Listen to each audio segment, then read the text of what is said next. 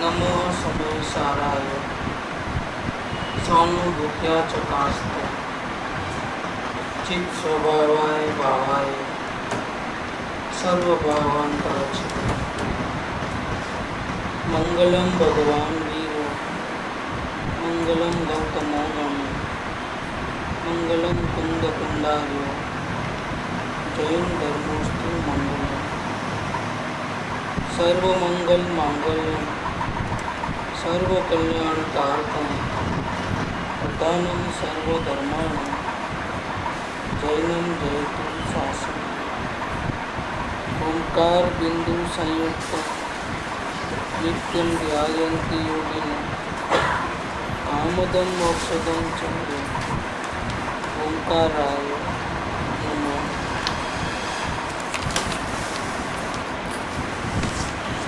समय सार ग्रंथाधिराज आचार्य भगवान कुमकुम आचार्य देव की रचना है। यहाँ पर सबसे पहले अपन शुरू करते हैं श्लोक नंबर 1। ये अमृतचंद्र आचार्य देव का है, आत्मज्ञाति की काव्य का। मूल गाथा शुरू होने से पहले ही टीका करते वक्त आचार्य अमृतचंद्र देव ने इसके ऊपर आत्मख्याति नाम की टीका लिखी। टीका अपन लेने का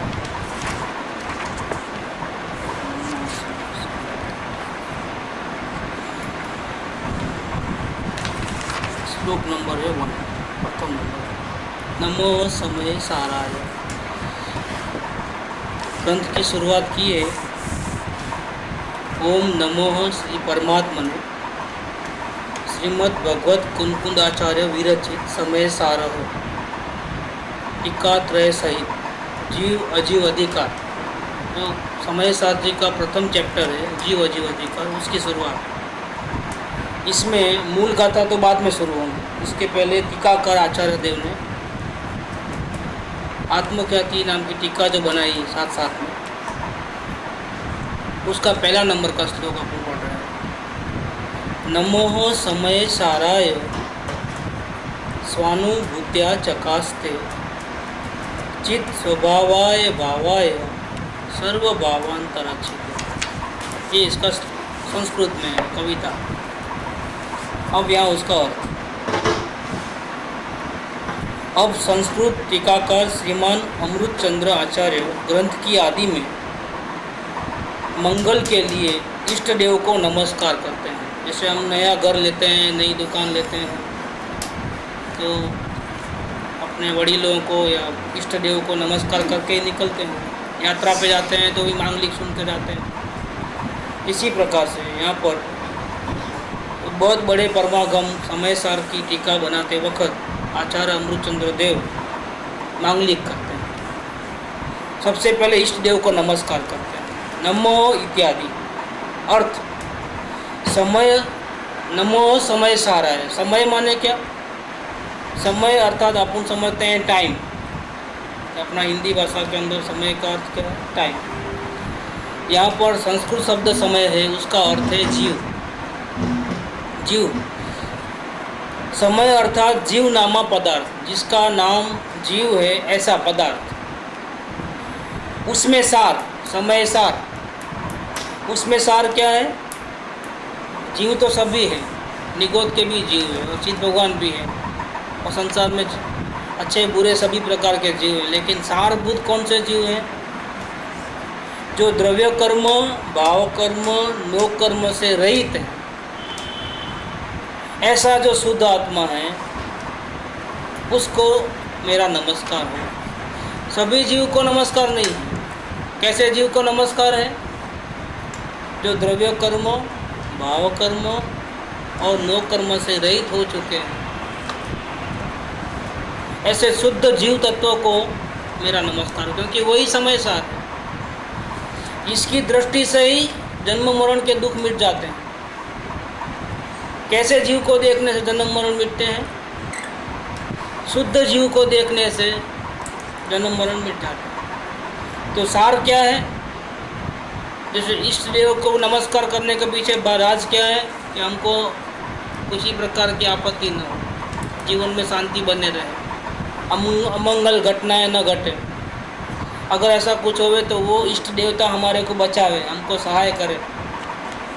इसीलिए मांगलिक किया जाता है लौकिक के अंदर। यहाँ पर हमारा इष्ट देव कौन है कि जिसके कारण से कभी दुख नाम की चीज़ आती ही नहीं है और शांति शांति शांति हो जाती है। ऐसा कौन सा है? तो ये इष्ट देव और कोई नहीं है, ये इष्ट देव हमारी आत्मा ही है, जो देह में रहती है लेकिन देह से भिन्न है। अवस्था में राग द्वेष होते हैं लेकिन अवस्था से भी वो भिन्न है। और जो परिग्रह आदि हैं, घर मकान आदि, इनसे भी वो बिल्कुल अलग है, क्षेत्र से भी भिन्न है उनसे। तो कैसा है समय सार? कैसे हमारा इष्ट देव कौन है? हमारी आत्मा, इसका नाम है समय। और कैसा समय? कि समय सार मतलब द्रव्य कर्म, भाव कर्म और नव कर्म से जो हमेशा भिन्न है, अलग है, सेपरेट है, जो परम शुद्ध है, ऐसा जो समय सार है उसको मैं नमस्कार करता हूँ। कैसा है ये? अभी ज़्यादा और खुलासा करते हैं कि समय सार कैसा है, ये इस देवता कैसा है? तो भावाय, भावाय माने क्या? नमो समय साराय स्वानुभूत्या चकास्ते चित्त स्वभावाय भावाय। भावाय माने क्या? जिससे हमको अनुभव में आती है वस्तु, भाव में आती है। भाव ऐसे आंखों से दिखाई नहीं देती है लेकिन भाव में आती है। कब आती है भाव में? कि वो है तो आती है, नहीं है तो कहाँ से आएगी? क्या मुझे ये चीज़ दिखी तो वो चीज़ है तभी तो दिखी। ऐसे भावाय माने क्या? कि मेरे भाव में बस गई, मेरे भाव में। इसका मतलब क्या? कि वो हकीकत में वो पदार्थ है। भावाय माने क्या? शुद्ध सत्ता स्वरूप वस्तु है। ये भावाय शब्द से उसका अस्तित्व मालूम पड़ता है। कहाँ है बताओ? तो वो ये चर्मो चक्षु से दिखने वाली नहीं है, ये वस्तु ज्ञान चक्षु से दिखने वाली है।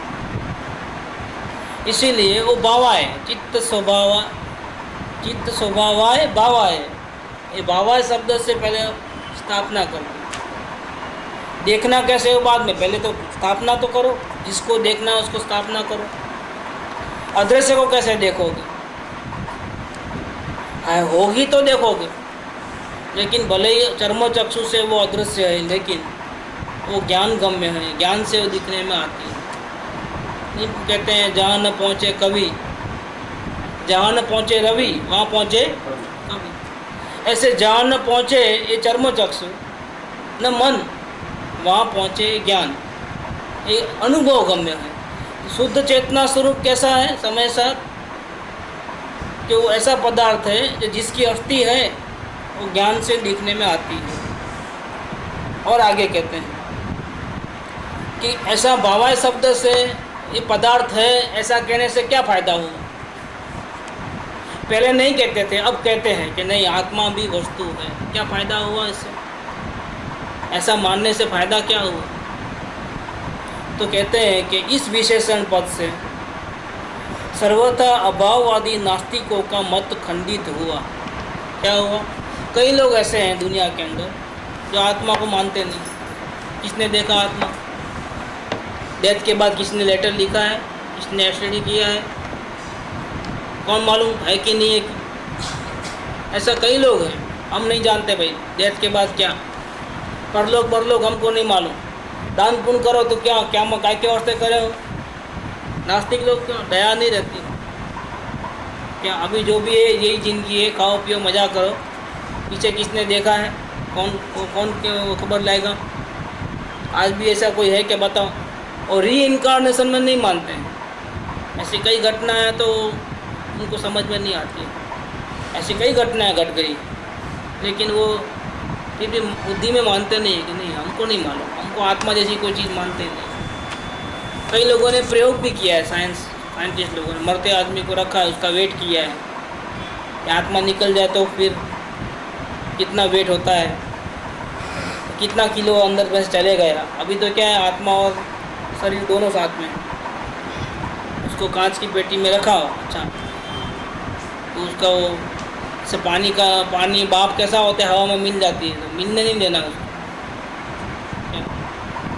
नली के द्वारा सांस देने का उसको। और जब प्राण चले गए तो उसका वेट कर लिया, तो वेट तो कुछ था ही नहीं आत्मा, तो उनको पता नहीं, तो बोले नहीं कुछ भी नहीं, पहले जितना बॉडी का वेट था उतना ही बॉडी का वेट गया है, लेकिन किधर गया है, कहाँ है, वो है ही नहीं असल में चीज़, बस यही था उसका लाइफ, यही था उसका डेथ। ऐसे नास्तिक लोग नहीं मानते हैं आत्मा की अस्तित्व। देखो हम भी कई बार ऐसे हो चुके हैं कि हम हमारी आत्मा की विराधना करके ऐसे भी दिन हमने काटे हैं कि कोई हमको कहे ना कि तुम आत्मा हो, तो हम मानने को तैयार नहीं। या तो हमको कोई थोड़ा बहुत बोल देवे ना, थोड़ा दो शब्द, तो बुरा लग जाता है। लेकिन गुरुदेव कहते थे कि ये आत्मा अपने को भूल करके भव सागर में रुलते रुलते कई बार कंडमूल आते हैं ना, मूली आता है, मूली में बहुत जीव होते हैं, जैसे आलू में होते हैं वैसे, तो जमीन के अंदर कई बार ये मूली में चले गया है, ये मूली के अंदर बैठा था वहाँ पर। और इतने में कोई सब्जी लेने आता है, पुराने टाइम में क्या, आज से कई साल पहले जो गाँव में सब्जी बिकती थी, तो क्या होगा कि अगर आप कुछ 1-8 किलो सब्जी लियो ना, तो मूली मुफ्त में देते थे। क्या सब्जी तो ले लिया, पैसा चुका दिया, सब हो गया मामला, तो क्या करते थे, मूली को उठा करके फ्री में दे देते थे, ले लो भैया मज़ा करो, क्योंकि खेत में होती बहुत है, और रख करके सड़ जाए, इससे तो अच्छा है किसी के पेट में जाए। ऐसा करके मूली कैसे बिकती थी, वो मुफ्त में, ये परमात्मा उसमें बैठा था और मुफ्त में बिका था। तब कहाँ गया तेरा अभिमान, ये तू ही था जो मुफ्त में बिके गया था। आज तो जरा कुछ बोले तो कॉलर ऊंचे हो जाते हैं कि मुंह संभाल के बात करो, कौन है, मालूम है कौन हूँ मैं। लेकिन गुरुदेव ये दृष्टांत देते थे कि कई बार तो मुफ्त के दाम में बिका है, मूली के रूप में, मूली में बैठा था भाई साहब वहाँ, और अपने ही बेटे बेटियाँ चाचा चाची ये सब आते थे वहाँ पर लेने के लिए सब्जी, और बहुत शौक से खाते थे। किसके द्वारा चबाया गया, खाया गया, अपने ही घर वाले, माँ बाप भाई बहन पुत्र पत्नी, इनके द्वारा चबाया गया। ये भाई साहब वहाँ बैठा था उस टाइम, क्या गलती थी उसको खुद को ही पता नहीं। पानी में जीवे, कई लोग नहीं मानते हैं, कैसा बहाते हैं पानी, लेकिन भैया ये क्यों कि जब तूने तेरी कदर नहीं की ना, तो दुनिया वाले कैसे तुम्हारी कदर करें। लेकिन तुम उसमें भी परमात्मा बैठा था अंदर में, एक बिंदु में अनंत परमात्मा बैठे हैं, पानी के एक बिंदु में, असंख्य नहीं, कितने, अनंत, एक बिंदु के अंदर। अब कितने पानी बहा देते हैं, कितने लोगों को मारते हैं, सुबह उठ के गंदा यही करते हैं। जाने अनजाने में भी इसको, पानी को हम आत्मा मानते हैं कि नहीं मानते, लेकिन उसमें शुद्ध जीव तत्व पड़ा। लेकिन इसमें जो बैठा है वो जीव, उसने अपनी कदर नहीं की, तो ऐसे भी दिन आए कि दुनिया वाले उसको जीव मानने को तैयार नहीं। वनस्पति को जीव नहीं मानते थे, लेकिन ये तो हिंदुस्तान के जो साइंटिस्ट थे, जगदीश चंद्र बोस, इन्होंने पूरी दुनिया को साबित करके दिखाया, प्रयोग करके, कि नहीं वनस्पति में भी जीव होता है। इसके पहले लोगों को कहाँ मालूम वनस्पति में जीव कैसे। दुनिया में तो वेजिटेरियन कितने होंगे और मांसाहारी कितने होंगे, रेशियो क्या है, कौन ज़्यादा है, मांसाहारी ज़्यादा है। देखो गाय में, इसमें इनको जीव नहीं दिखता है, लेकिन हर एक के अंदर परमात्मा बसा हुआ है, शुद्ध आत्मा बैठा हुआ है, लेकिन नहीं मालूम पड़ता है, चबा के खा जाते हैं। पूरी दुनिया देखो ना, आप टीवी खोलो तो डिस्कवरी चैनल लगेगा, एनिमल प्लैनेट लगेगा, तो क्या है, एक जीव दूसरे जीव को मारकर खाता ही है सीधा। एक जैन धर्म में, जो शुद्ध जैन धर्म पालने वाले को, कि शाकाहार का नियम होता है, रात्रि भोजन नहीं करने का नियम होता है, अभक्ष्य कंदमूल आदि नहीं खाने का नियम है, पानी भी छान करके पीने का नियम है, क्या ये सब नियम है। वो अपनी साधना बढ़ेगी ना, अपनी आत्मा की दया बढ़ आएगी ना, तब जीवन में ये सब व्यवहार अपने आप अपने जीवन में आएंगे। जबरदस्ती से रखोगे नियम तो कर्तव्य भाव है, और ऐसे नियम पालोगे और मैं अच्छा करता हूँ ऐसा मानोगे तो मिथ्यात्व घुस जाएगा। आश्रव को अच्छा माना कर पुण्य भाव है, जैसे आत्मा का कोई भला नहीं है, लेकिन मेरा भला होगा करके एक तो कर्तव्य भाव से करना, दूसरा ऐसे पुण्य भाव को अच्छा मानना, इसमें मिथ्यात्व बढ़ जाता है, ज़्यादा दुखी होने वाला। और सबको किसी को दुखी नहीं करना करके आत्मज्ञान के बिना जंगल में जाएगा, मुनि व्रत धारण करेगा तो भी संसार कटने वाला नहीं। ऐसे ज़बरदस्ती त्याग लेने का नहीं है, लेकिन आत्मा की दया बढ़ेगी, देखेगा उसके सबसे पहले आत्मा के दर्शन, फिर उसमें रमणता धीरे धीरे धीरे धीरे बढ़ेगा, स्थिरता बढ़ेगी, तब जीवन में ये सारे व्यवहार जो सच्चे जैनियों के होते हैं वो अपने आप जीवन में आ जाएंगे और बोझा नहीं लगेगा। अभी तो पालते हैं, एक दिन का उपवास करो तो टेंशन हो जाए, रात को नहीं खाना है, नियम ले लो, तो अभी इतने लोगों में से कोई तैयार नहीं है नियम लेने को। नहीं भैया, कब दवा लेनी पड़े, कब क्या, बहाना किसका लेता है वो, दवाई का, और खाता है क्या है, सब खाता है, आइसक्रीम सब खाता है। कभी कभी बीमार पड़े तो दवा लेने के लिए वो रात को खाने का चालू रखता है। देखो ये बदमाशी, देखो ये दवा नहीं दवा नियम नहीं लूँगा, चलो ऐसा ही बिना नियम के पालो, टूट जाए तो टूट जाए, नहीं भैया ये बोझा हमारे सर नहीं होता है। ये क्या कारण है? अंतर स्थिरता नहीं, आत्मा पे दया नहीं। अंदर की स्थिरता, आत्मा से प्रेम मिलेगा, वो अंदर की शांति ज़्यादा मिलेगी, तो फिर वो भी नियम में आ जाएगा।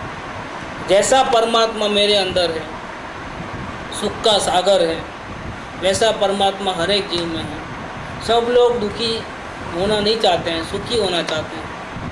मैं किसी के सुख में थोड़ा भी बाधा देना नहीं चाहता, इसीलिए जीवन में नियम आ जाते हैं। लेकिन ये किसको नियम लागू पड़ेंगे? जो आत्मा को देखेगा। जो आत्मा को नहीं देखेगा, स्वीकार ही नहीं करता, उसको नियम क्या, साकार मांसाहार ये सब क्या, कुछ नहीं। ये तो जड़ तत्व लगते हैं, पंच महाभूत, अग्नि वायु पृथ्वी, ये सब क्या लगता है लोगों को? ये जड़ पदार्थ, ये जड़ नहीं है। ये दिखाई, जैसा हमारा खोखा दिखाई देता है, ये चेतन नहीं है, अंदर में चेतन है। ऐसे पानी एक खोखा है, इसके अंदर एक एक बूंद में अनंत जीव है। वनस्पति एक खोखा है, इसके अंदर में अनंत जीव पड़े हैं, एक एक उसके ऊपर। ऐसे ये पूरे जीव सृष्टि है। खोखा उसका चेतन का है और जड़ का है, जो अलग अलग कलर अलग अलग सब दिखता है, लेकिन अंदर में क्या है? ये पंच महाभूत क्या है? ये चेतन शरीर, चेतन तत्व का ये शरीर है, खोखा है, जड़, ये मिले जुले रूप है ये सब। तो भावाय कहने से जो आत्मा को नहीं मानते थे, ऐसे जो नास्तिक थे, उनका निराकरण हो गया। ये अनुभव गम्य है, आचार्य देव ने इसको अनुभव किया है आत्मा को। और अब क्या कहते हैं कि मैंने अपने इष्ट देव को देखा है, वो उसकी सत्ता है, वो भावा है, सत्ता है।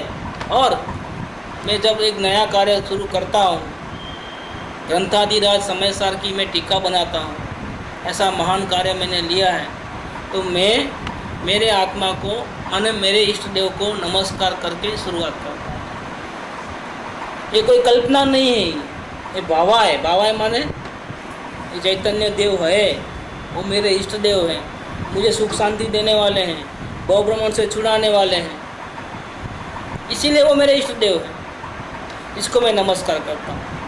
अब कहते हैं कैसा भावा है?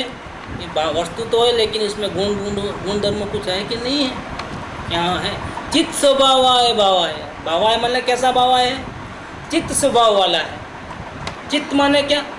सच्चित आनंद बोलते हैं। चित्त स्वभाव माने क्या? जानना देखना स्वभाव वाला पदार्थ है, लेकिन कैसा पदार्थ है? जानने देखने वाला पदार्थ है। चित्त स्वभाव माने जिसका स्वभाव चेतना गुण स्वरूप है। चेतना में दो गुण है, जानना भी और देखना। देखना जानना दोनों को कंबाइन जो गुण है उसको बोलते हैं चेतना। इस विशेषण से क्या फायदा हुआ? चलो, जानने देखने वाली आत्मा, ऐसा मानने से क्या फायदा हुआ? आत्मा मानने से ये फायदा हुआ कि नास्तिकों से हम अलग हो गए। और जानने देखने वाला आत्मा मानने से क्या फायदा हुआ? इसका भी कुछ फायदा होना चाहिए। तो हाँ, कहते हैं कि इस विशेषण से गुण गुणी का सर्वथा भेद मानने वाले न्यायिक का निषेध हुआ। एक 6 दर्शन है ना दुनिया के अंदर, इसमें एक दर्शन है नास्तिक।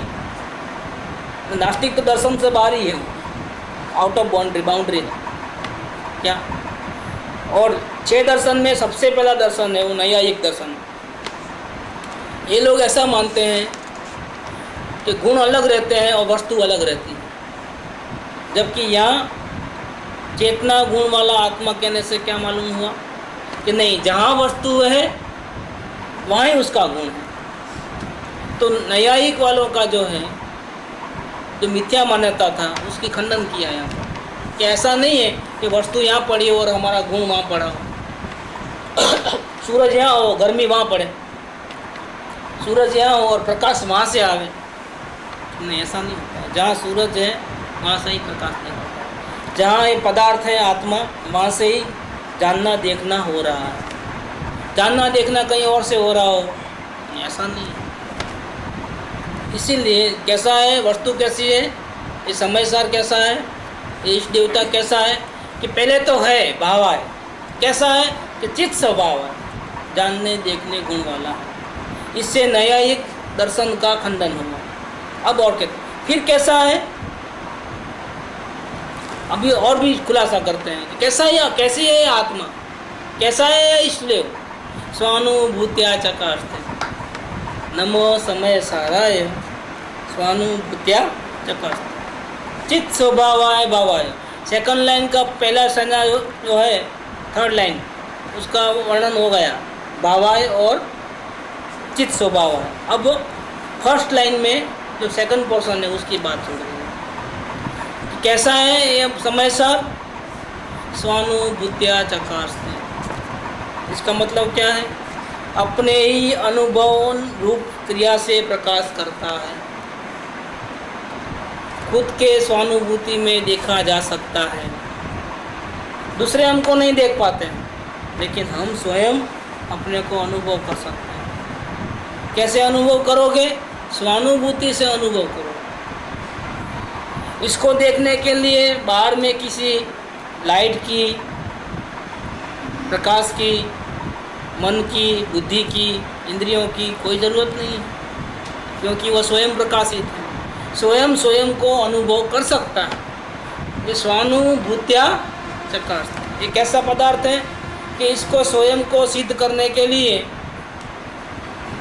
किसी और पदार्थ की गुलामी की, पराधीनता की कोई ज़रूरत नहीं। सूर्य को रोशनी कहाँ से आती है? ये सूर्य को प्रकाशित करने के लिए क्या दूसरा सूर्य चाहिए कि नहीं? इसका स्वयं का ही ऐसा प्रकाश है कि वो स्वयं प्रकाशित। ऐसे ये आत्मा जो है, जो पदार्थ है, वो अपनी स्वानुभूति के द्वारा, स्वयं की स्वानुभूति के द्वारा स्वयं प्रकाशित।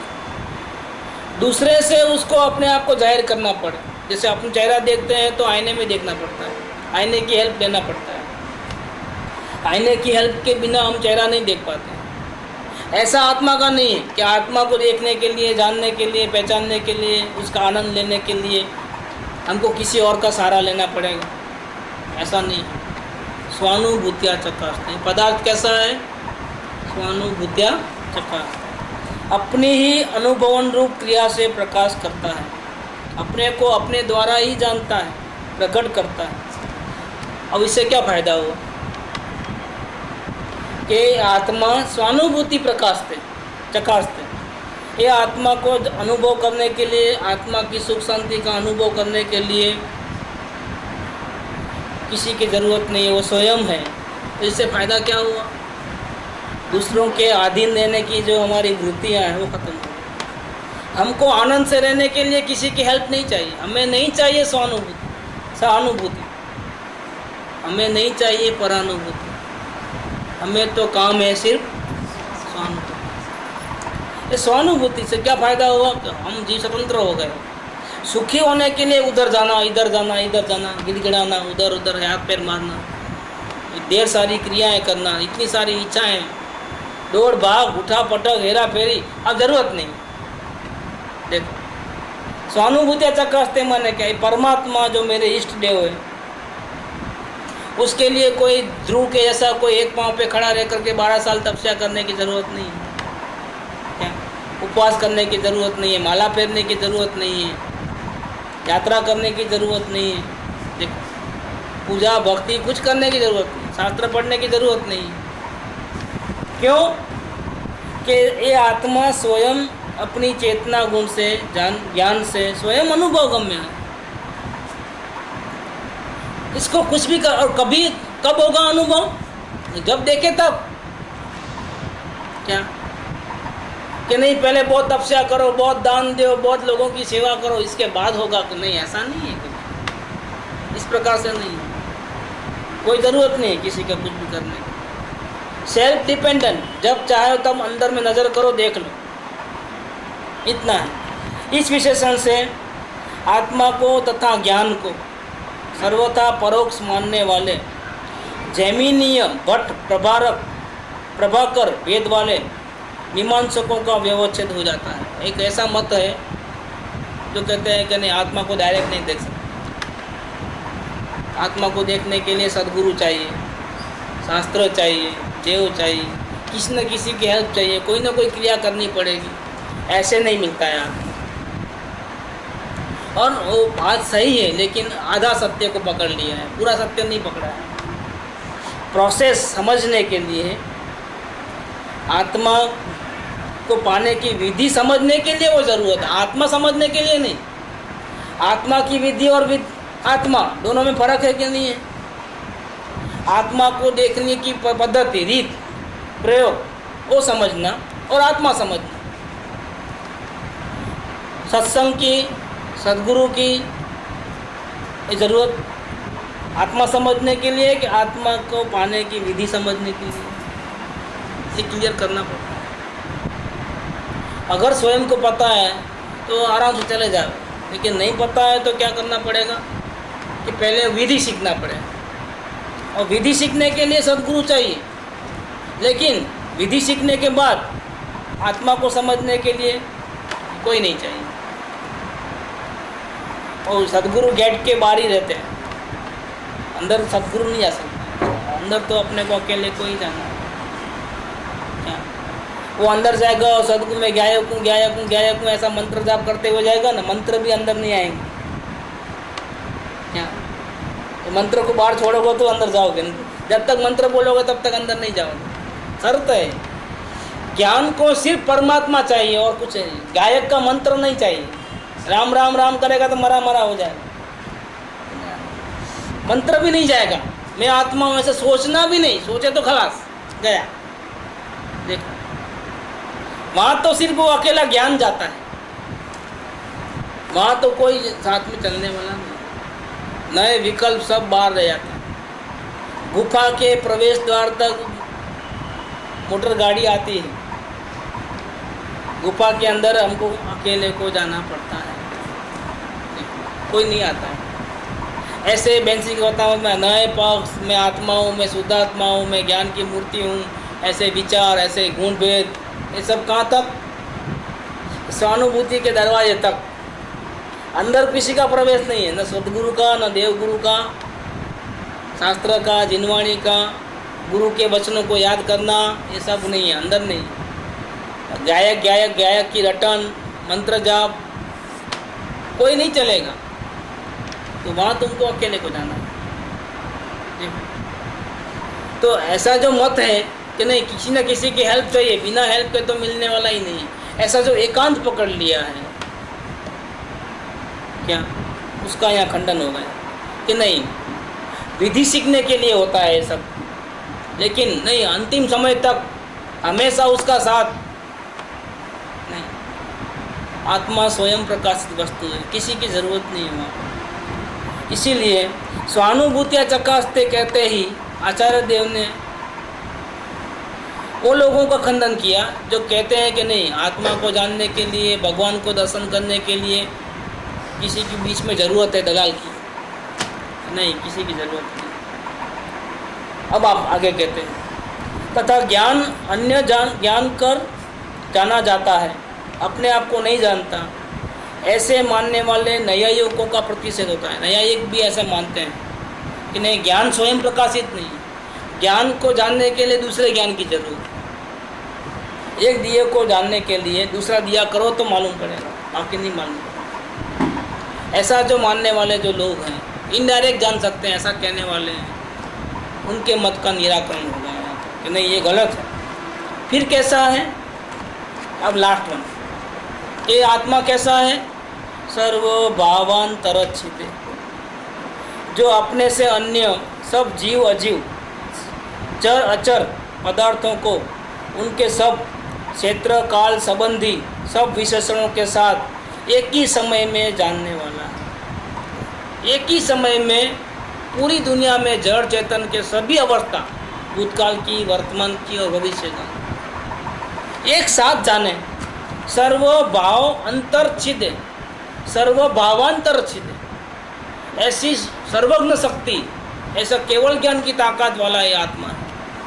इसलिए वो कैसा है, भले वर्तमान में हमने अपने आत्मा की कीमत नहीं की, इसलिए वो ज्ञान दब गया है, लेकिन ये पर्दा खुल जाएगा तब क्या होगा। अपने इष्ट देव की आराधना से ये पर्दा खुल जाएगा तो क्या होगा, या ज्ञान का पडल मिट जाएगा तो क्या होगा।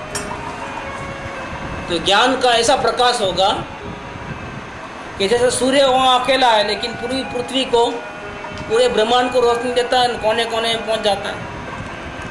इसी प्रकार से ये केवल ज्ञान रूपी सूर्य अंदर से होगा, ज्ञान का समुद्र खुलेगा, जगत के सारे जड़ चेतन पदार्थ, 7 पाताल नीचे हैं, वो 16 स्वर्ग, मध्यलोक के पूरे समुद्र, द्वीप समुद्र, पाताल, गुफाएं, सब जो भी है, क्या जितने भी जड़ चेतन पदार्थ हैं, उसके भूतकाल, उनके वर्तमान काल, उनका भविष्य काल, सब एक साथ एक समय में जान सकें, इतनी ताकत वाला है ये। इष्ट देव जैसा वैसा नहीं है।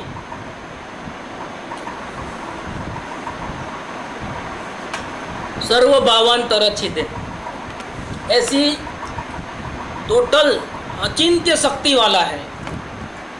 अपने आप को कम मत गिनो कि अभी प्रकट नहीं है इसलिए नहीं ऐसा कैसे हो सकता है। तो नहीं, ये महावीर स्वामी को केवल ज्ञान कहाँ से हुआ, पहले थोड़ा केवल ज्ञान था, आराधना से केवल ज्ञान हुआ। ऐसे आप आराधना करो, आपके अंदर की जो शक्ति है बाहर आ जाएगी। सर्वभावांतरच्छिद, जो अपने से अन्य सब जीव अजीव, चर अचर पदार्थों को उनके सब क्षेत्र काल संबंधी सब विशेषणों के साथ एक ही समय में जानने वाला है, तथा अपने चैतन्य स्वभाव से भिन्न राग द्वेष आदि भावों को पृथक करता है।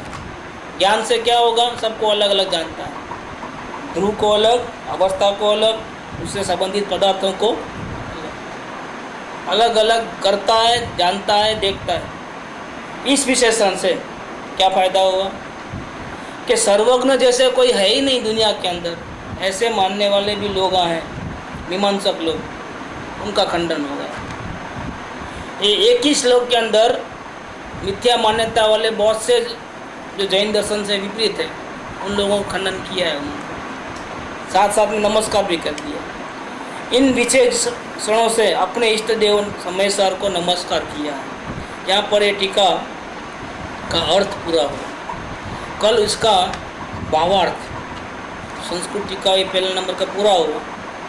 और आज से लगभग 300-400 साल पहले एक पंडित हुए जयचंद जी करके, उन्होंने टीका के ऊपर धुंधारी हिंदी भाषा के अंदर इसका और ज़्यादा अर्थ खुला किया।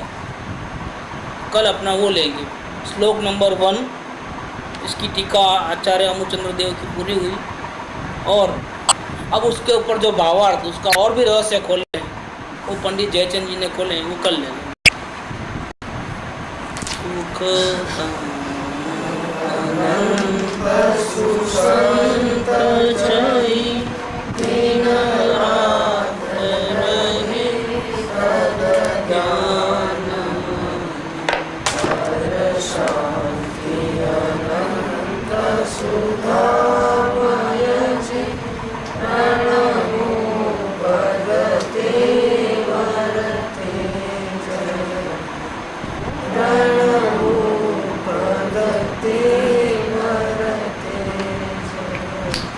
परम उपकारी सद्गुरु देव।